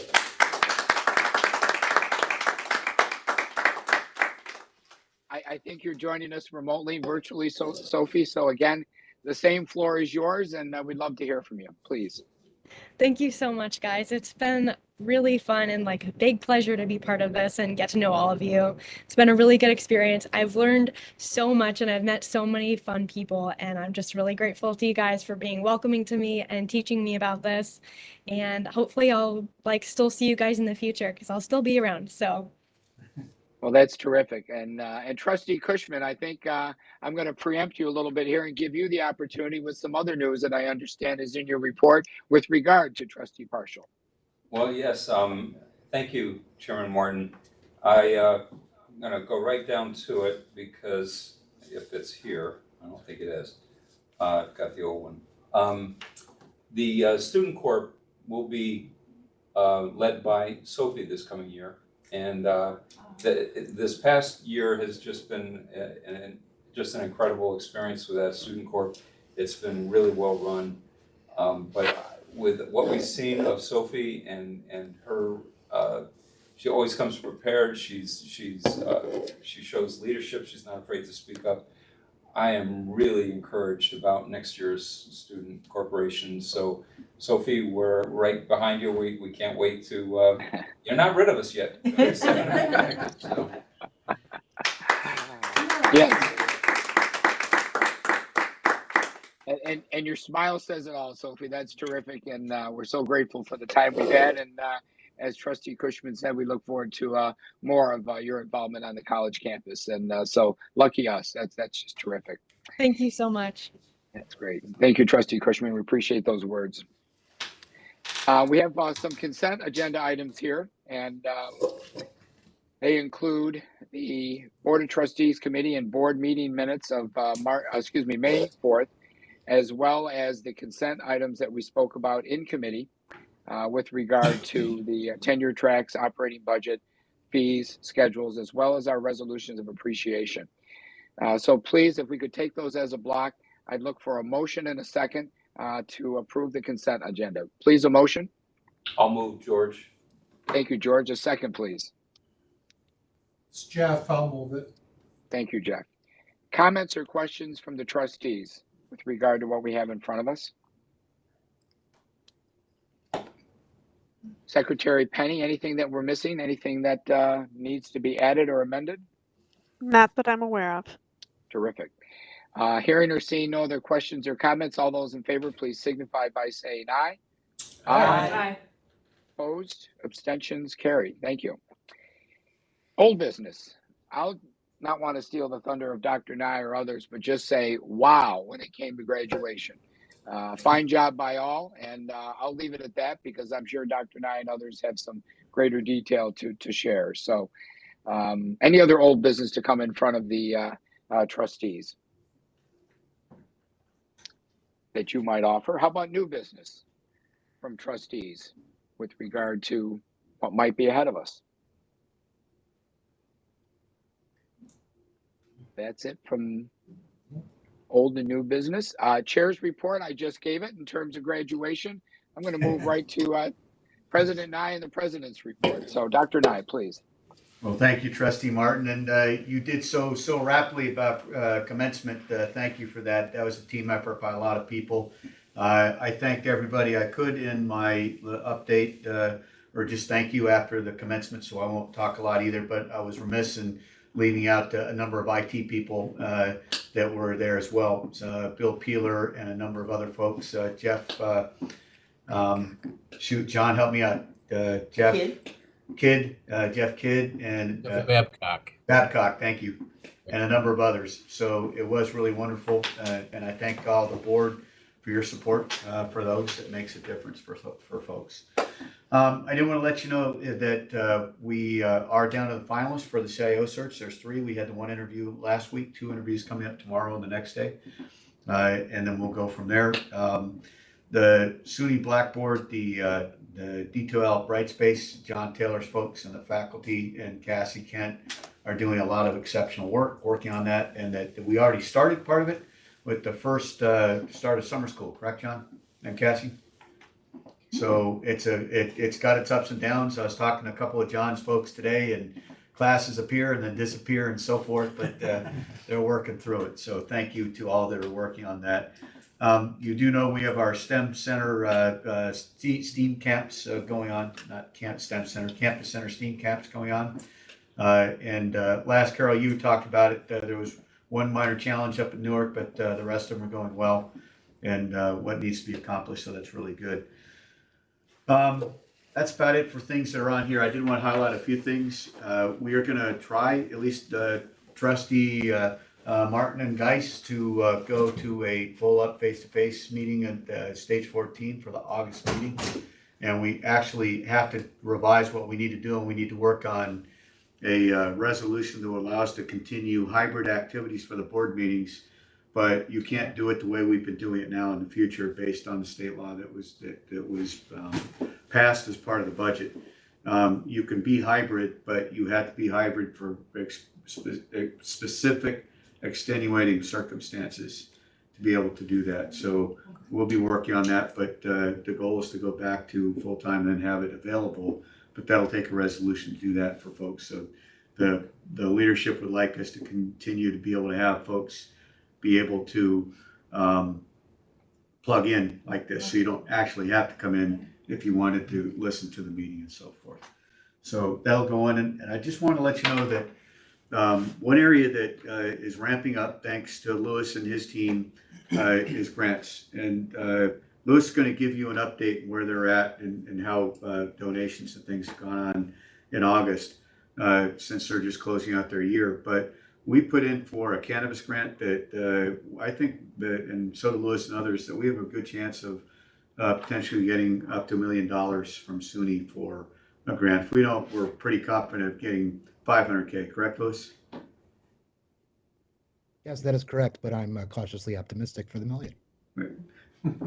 And he's usually not cautiously optimistic, so. It's a safe way to say it, 'cause we don't have the money yet. But the other one that's encouraging, that's been a total team effort with board members, Louis and his team, and others, is we put in to try to get federal funding through the new earmarks that Congress has brought into place, and Senator Schumer asked for earmarks. So we put in for a nice sized greenhouse and worked through Senator Schumer, did all the right things, and his folks sent an update today. It looks like that our horticultural complex, what's the horticulture and environmental complex, is that right? Horticultural education complex. Education, not environmental. Horticultural educational complex at 3.5 million, which means if you get the matching funds, we're number 3 on his list of recommendations that were submitted to the Congress. So that's pretty cool. So we're still working on some more folks to get some more support for that, but that's pretty cool.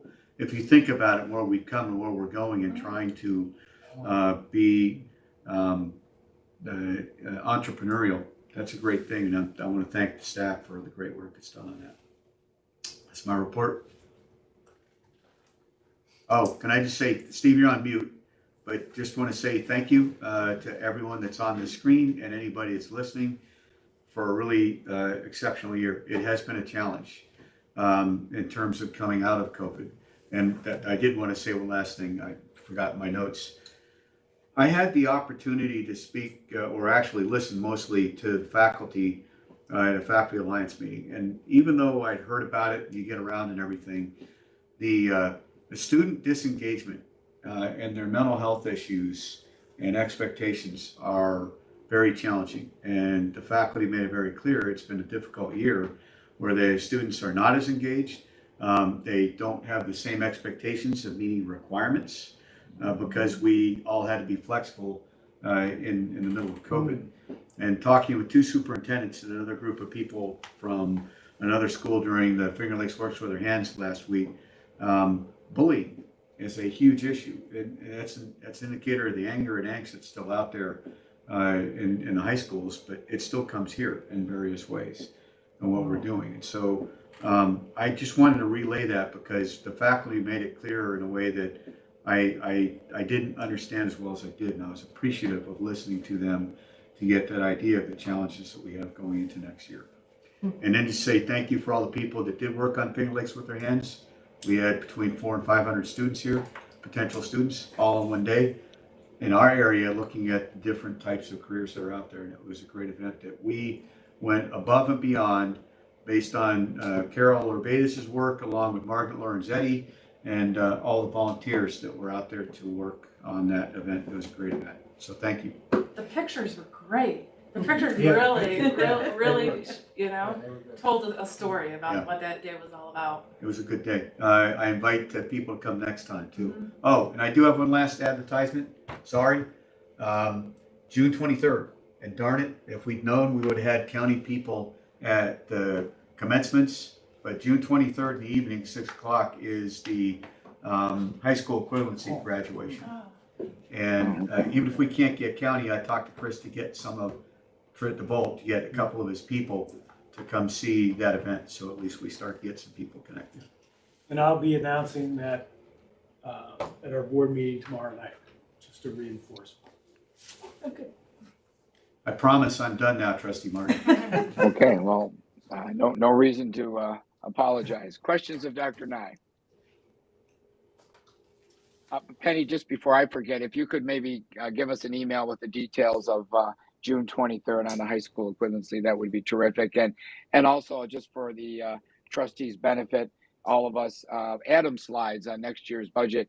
I didn't quite catch those in my packet. If they were there, please repoint those to me. But if you could have those slides sent around to all of us as trustees, that would be very helpful. Okay, we're going to move right to our committee and liaison reports, and let's start with our student trustee social. please, your final report as trustee. So I don't really have a lot to report this month. Semester ended and it went really well, and I was at graduation, and that also went really, really well. It was super exciting to see like all the people I know graduate too. And yeah, I mean, I don't have a lot to report, but it was a good month. Well, again, in our thanks, you were also instrumental in encouraging others to consider and ultimately run for the position that follows you. And we look forward to your colleague who will be joining us at our next meeting and retreats and so forth. So thanks for the work that you did behind the scenes to make that happen. And we know that you did. So we're grateful for that as well. So thanks again for that report. Questions of Trustee Partial? What are you doing over the summer, Sophie? So I'm actually in Maine right now working in a lumberjack show, which is That's great. Wow. Yeah, but yeah, so I'm here right now. They're all practicing, but I'm in my meeting. Well, good luck. Thank you. You could be anywhere in the world and we wouldn't know, but you're in lovely Maine. Oh, isn't that I terrific? am. It's gorgeous here. Well, enjoy your time there. That's Thank wonderful. you. Great state. Great state. Amazing. Oh, wonderful. Trustee Essels, ERM and Audit Committee, please. Yes, we had a progress meeting with Bonadil regarding the audit yesterday.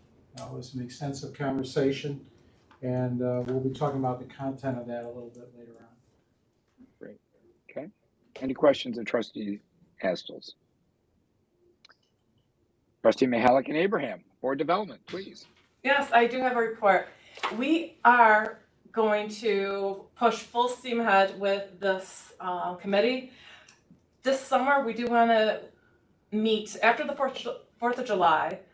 We want to send an email out to meet a couple of times, because what we would like to do is present to the board a couple of policies at a time, where we would create the policies, edit the policies, whatnot, and then email the policies out to the Board of Trustees for a first read, if you will, and then maybe even vote on them via email or whatnot. But our intent is to meet over the summer a couple of times to create and review some policies. Terrific. Questions of our two trustees, Mihalik or Abraham? Thank you. Questions? Sounds exciting. It sounds like a lot of work. We appreciate that.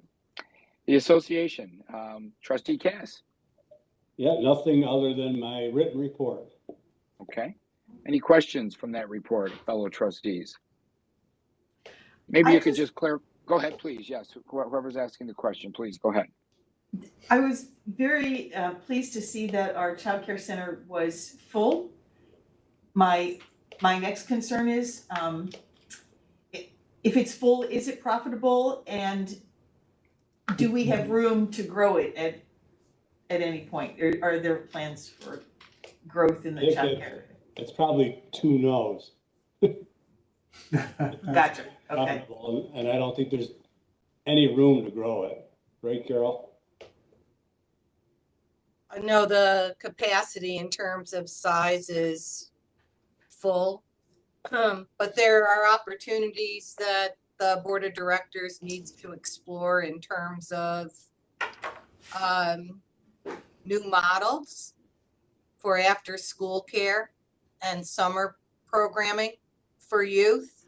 And there's also a possibility we could look at potential renovation of the pavilion that is adjacent to the child care center and the suites that could also provide capacity for a program. But there's more work to be done, and Don is correct. It is not profitable. We're lucky if it breaks even on an annual basis, and other units of the association have over the years bailed them out. So we have to do something. Can't continue in that vein. Thank you for the update. You're welcome. Other comments or questions? Thank you, Donna, for that. Moving on to the foundation. Trustee Geis. Well, you all know the golf tournament is coming up. And Louis, I don't know, did it sell out or how do we stand on that? Yeah, I've got a couple of quick updates on golf and some other stuff, if that's okay. So in terms of money in, we're as of this evening, just about steady from this point last year, almost virtually the same. We have 98 golfers registered for this year. Last year we had 104, but the only difference really is two sponsors are not sending golfers. So if they did, we'd be at 106 opposed to 104. So we're about steady from last year. The golf ball drop will be held. I'm going to give you a bunch of dates here. September 21st, 2 p.m. on campus. And we've decided to sell tickets for that at the golf tournament. So last year we did it together. This year we're separating them a little bit to be more effective. The other thing I want to talk about quickly is thank everyone for their help and support during the annual day of giving. It was wildly successful. We did 198 donors in 24 hours. Without our match, just almost $16,000, $15,800. And to give you some percentages, that's 108% increase in dollars as opposed to last year, and 90% increase in donors. This is one of the things I talk about all the time: inch by inch, methodical, very calculated way of growing things slowly every year.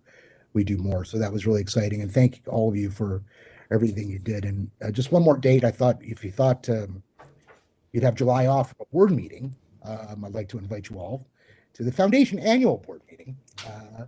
And that's going to be July 28th. And we'll have further communication for you on that. That's 4:30 p.m. at the Viticulture Center. And that's a foundation board request that be held at the Viticulture Center. There's many foundation board members that have never seen the Viticulture Center. So that's their request. That's going to be followed at 5:30 by our first ever alumni wine tasting at the Viticulture Center. So we're excited about that to engage the foundation board with our external constituents, but there'll be more communication on that to come. So yes, there's one board meeting. You want? Thanks. That's all I got. Thank you, Louis. Questions of Trustee Geis or Louis? Appreciate that report, and I know you and Penny and others will get all those dates to us, so that's terrific. NYCCT, Trustee Mihalik. Thank you, Trustee Martin. I did manage to put something in writing for my annual report. Just wanted to let everyone know that we are going back in September to Saratoga Springs for the annual conference in person, hoping that all things will continue moving along smoothly in that matter. I would like to point out to you the Government Relations and Advocacy Committee. I was very heartened to hear all of the passion around advocacy from this board. We have a proposal at NYCCT from a firm, I believe they may be based out of Long Island. It's a small firm, and the head of the firm is tailoring the proposal to meet very specifically the needs of NYCCT and trustees across the state, as opposed to just having somebody sign on, as a lobbyist, and they just do whatever the heck they do. So it's a much more tailored effort. We think that that's a good use of the membership dues that all of the colleges are paying into. And as we move forward with this, hopefully this particular individual will work out. I was pleased with the information that I had heard so far. We have another executive committee meeting tomorrow morning, so I may have more information for you shortly.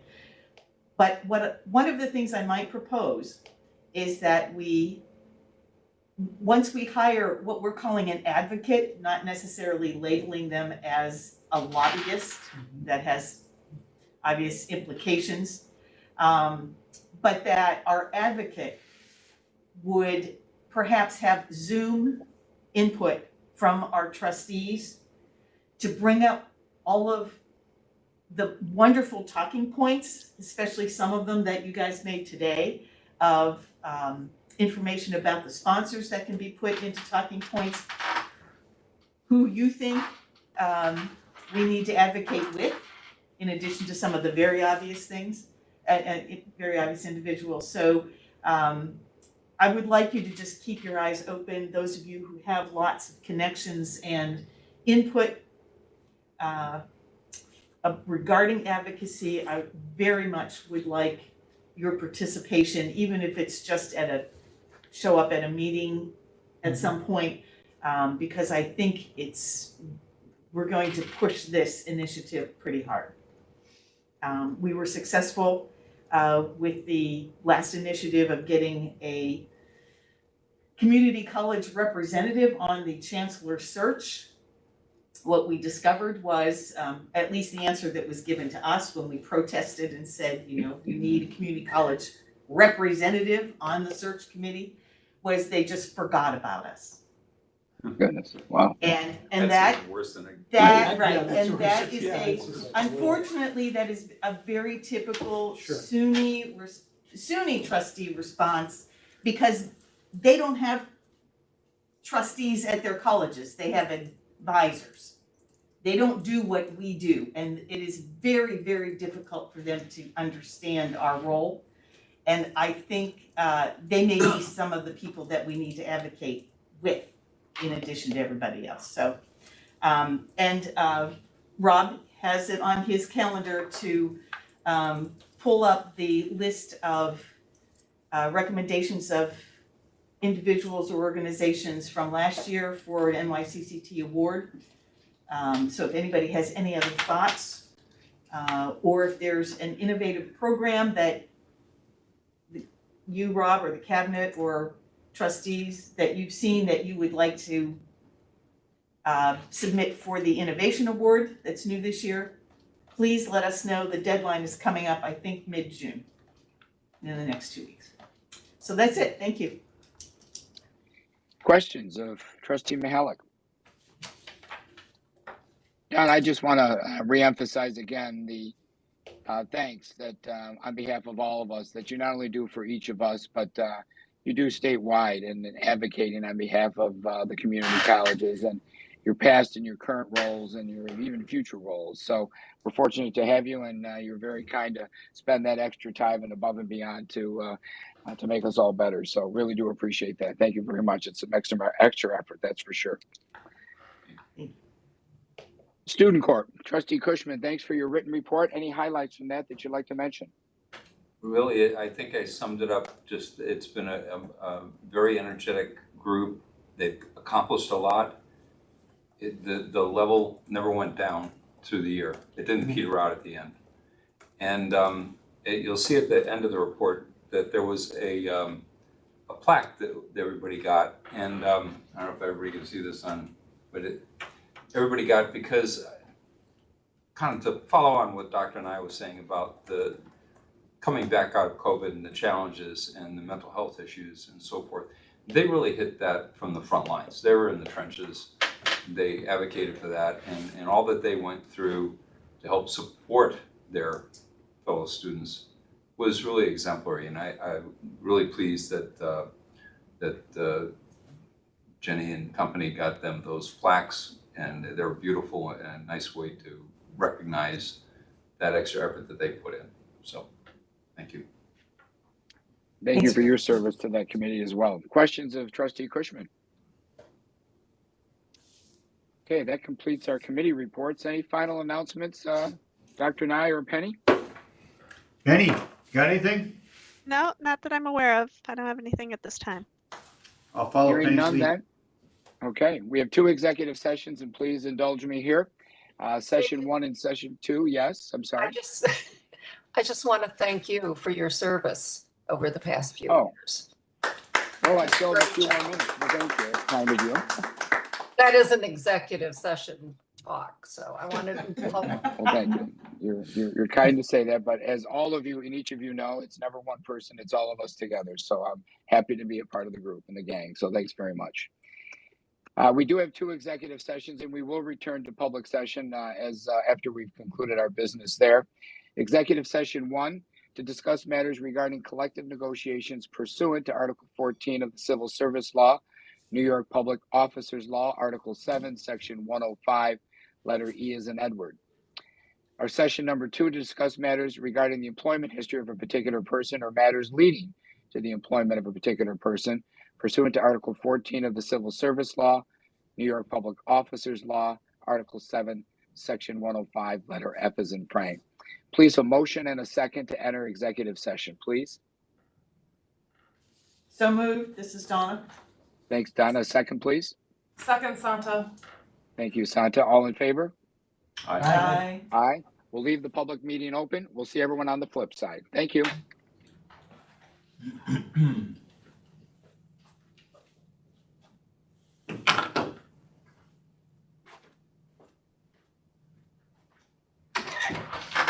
Looks like our limos arrived outside. Cool. Yep. It is beautiful. Okay, they even wrote it Take us down. all to the couch. Okay, so, Who's that?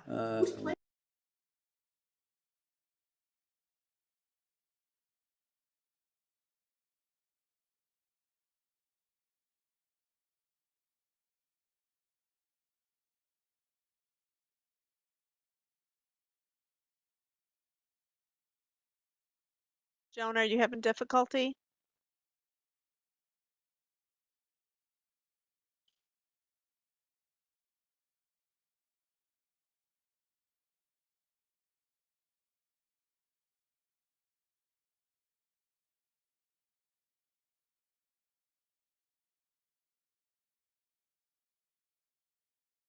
Sim?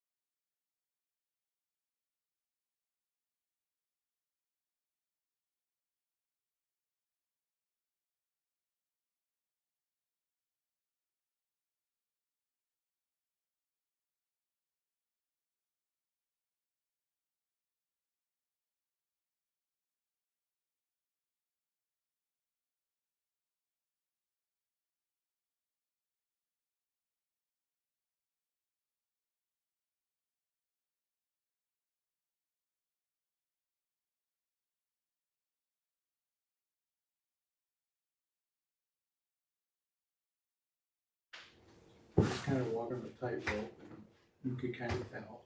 And, I mean, the letter says. I'm here audio only again. Someone else maybe could have eyes. Donna, maybe let me know when we have at least a quorum. Don? Hi, Don. Yeah, we got Don and Barb. You've got a quorum. We got We have a quorum, great. Yeah. Any other business to bring in front of the Board of Trustees here on Wednesday, June 1st? Hearing none, please a motion to adjourn. I'll make it. I'll second it. Rich? Rich seconded it, Jeff made it? Okay. Yes. Thank you all. All in favor, please. Aye. Yeah. Yeah. Have a pleasant evening. Stay well. Thank you. Bye.